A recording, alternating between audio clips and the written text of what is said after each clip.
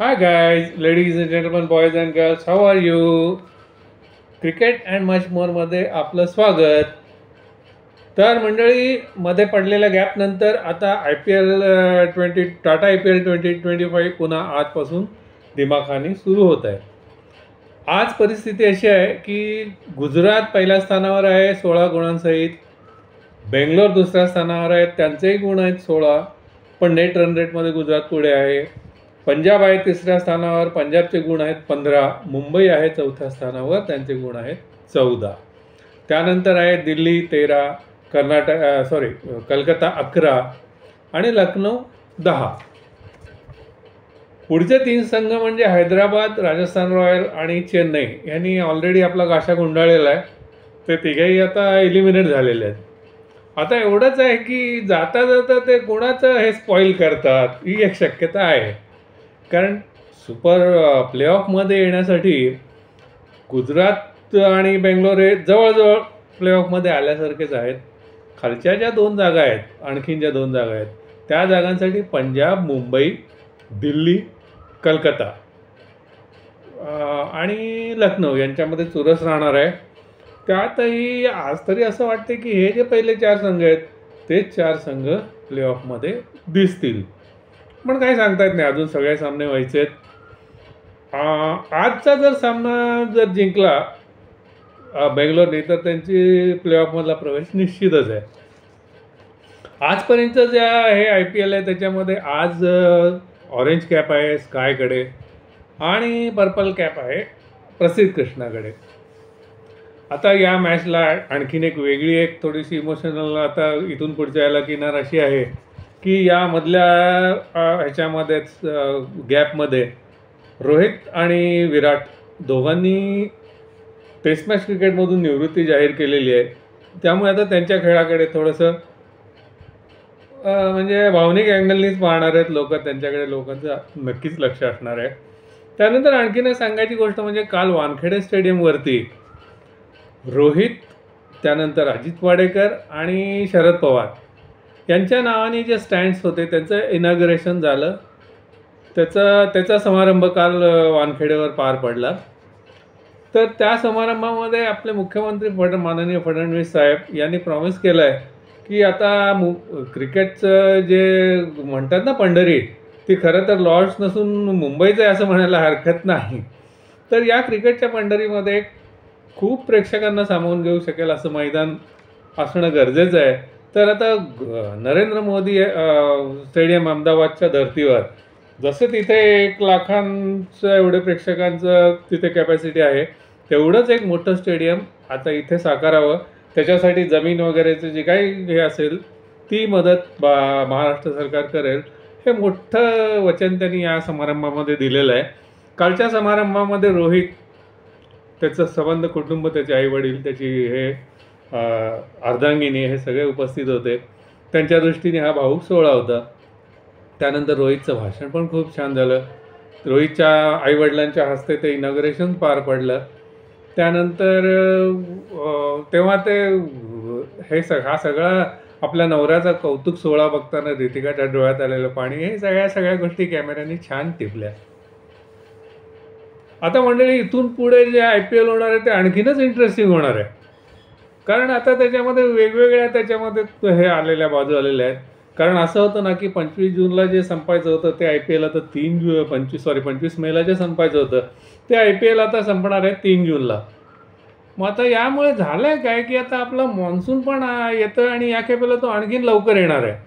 मग आता मॉन्सून आल्यामुळे इथे डकवर्थ लुईस पण घेऊ शकतं, पावसाचा डिस्टर्बन्स होऊ शकतो, हा एक अँगल वाढलेला आहे. तसंच दुसऱ्या मधल्या घडामोडींमुळे बरेचसे आता जे इंटरनॅशनल प्लेयर्स आहेत त्याच्यामधले काही अवेलेबल नसणार आहेत.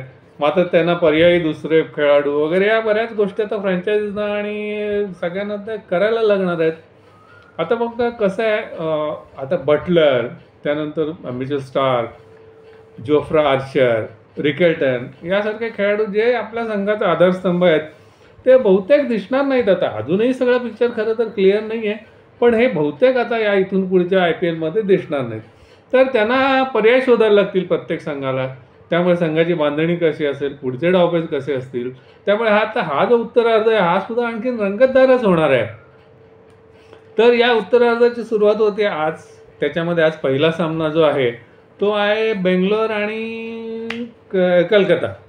आजचा सामना जर बेंगलोरने जिंकला तर मला वाटतं बेंगलोर थेट पहिल्या 4मध्ये प्लेऑफमध्ये प्रवेश करेल. त्यामुळे हा आणि कर्नाटकला कर्नाटक नाही, कलकत्त्याला जर आपल्या आशा जिवंत ठेवायच्या असतील तर त्यांना आता इथून पुढे प्रत्येक सामना हा जवळजवळ जिंकलाच पाहिजे. त्यामुळे आजच्या सामन्या आता इथून पुढचे जे सामने आहेत ना ते असं कसं आहे, नॉकआउट किंवा डू ऑर डाय असेच आहे. त्यामुळे आता प्रत्येक सामना रंगतदार होणार यात काही शंकाच नाही आहे. आजचा सामना आहे चिन्नस्वामी बेंगलोरला. पण दुसरी एक गोष्ट अशी आहे ना की तिथे थंडरस्टॉर्म्स अपेक्षित आहेत. त्यामुळे सामना पावसाचा काही त्याच्यामध्ये व्यत्यय येतो का, सामना पूर्ण होतो की नाही, या गोष्टींचा पण आता थोडासा हे आहे. बघूया कसं काय होत जातं ते. आता RCBकडून जर सांगायचं झालं तर RCBकडे फिल सॉल्ट अवेलेबल आहे. त्यानंतर पाटीदारसुद्धा मध्यंतरीची जी विश्रांती मिळाली त्याच्यातून सावरला आहे तोही अवेलेबल आहे. मात्र हेझलवूड त्यांचा जो स्ट्राईक बॉलर होता हेझलवूड तो अवेलेबल नाही. आता RCBची जी फलंदाजी आहे त्याची भिस्त प्रामुख्याने कोहली, सॉल्ट, त्यानंतर पाटीदार, टिम डेव्हिड यांच्यावर राहणार आहे. आता हेझलवूड गेला आहे आणि थोडीशी जरा म्हणजे लेस पॉवरफुल वाटते बॉलिंग RCBच्या बॉलिंगची मदार आता कृणाल, त्यानंतर एंगिडी, भुवनेश्वर, यश दयाळ यांच्यावर राहणार आहे. वेळेस कलकत्त्याचं असं आहे की कलकत्त्याच्या संघामधून आता मोईन अली अवेलेबल नाही आहे. त्यानंतर रोहन पॉयलसुद्धा अवेलेबल नाही आहे. या दोघांची मोईन अलीची उणीव तर जाणवेलच कलकत्त्याला. मग आता कलकत्त्याकडून सुनील नारायणचा अष्टपैलू खेळ, त्यानंतर अजिंक्य रहाणेचे बॅटिंग आणि त्याची कप्तानी, त्यानंतर अँड्रेरस, रिंकू यांचा खेळ कसा होतो हे औत्सुक्याचं ठरणार आहे. कर्नाटक काय म्हणतो मी सारखं कलकत्त्याचा जो संघ आहे तो तुलनेने जरा जास्त बॅलन्स्ड वाटतो आहे आज. कारण कसं आहे, बॅटिंग तर स्ट्रॉंग आहेच, पण त्यांच्याकडे आता वरुण चक्रवर्ती, त्यानंतर हर्षित, वैभव अरोरा, त्यांची गोलंदाजीचा जो हे आहे अटॅक आहे तो सुद्धा मारा धारदार आहे. आणि आता हे विनिंग स्ट्रीकवर आहेत बेंगलोरची प्रामाणिक इच्छा आहे की यावेळेला तरी आता हा जो IPL आहे हा विराटसाठी हा IPL जिंकायचा ही त्यांची नक्कीच अपेक्षा आहे. त्यामुळे ते आता पूर्णपणे प्रयत्न करणार. आजचा सामना रंगतदार होणार आहेच. पारडं ह्याचं त्याचं जड असं आता काही म्हणता येत नाही इथून पुढे कोणीही सामना जिंकू शकेल. त्याचबरोबर हैदराबाद, त्यानंतर राजस्थान आणि CSK कुणाचं हे स्पॉईल करतायत गेम हे पण बघायला लागणार आहे. तरी आत्ता तरी असं वाटतं आहे बाबा की गुजरात, बेंगलोर, पंजाब आणि मुंबई हेच संघ बहुतेक पहिल्या 4 म्हणजे प्लेऑफमध्ये असतील. आता प्लेऑफमध्ये सुद्धा पहिलं स्थान आणि दुसरं स्थान हे महत्त्वाचं आहे. कारण पहिल्या दुसऱ्या स्थानावरचा जे संघ असतील त्यांना एक सामना जिंकल्याबरोबर डायरेक्ट फायनलला प्रवेश मिळणार आहे. त्या सामन्यामध्ये हारलेल्या संघालाही आणखीन एक संधी आहे. वेळेस तिसरे आणि चौथे जे संघ आहेत त्याचे नॉकआउटच आहे. सामना हारला की ते स्पर्धेबाहेर आहे.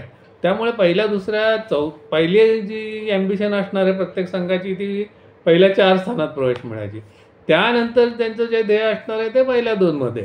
थोडक्यात काय तर इथून पुढे होणारा प्रत्येक सामना चुरशीचा होणार आहे, इंटरेस्टिंग होणार आहे.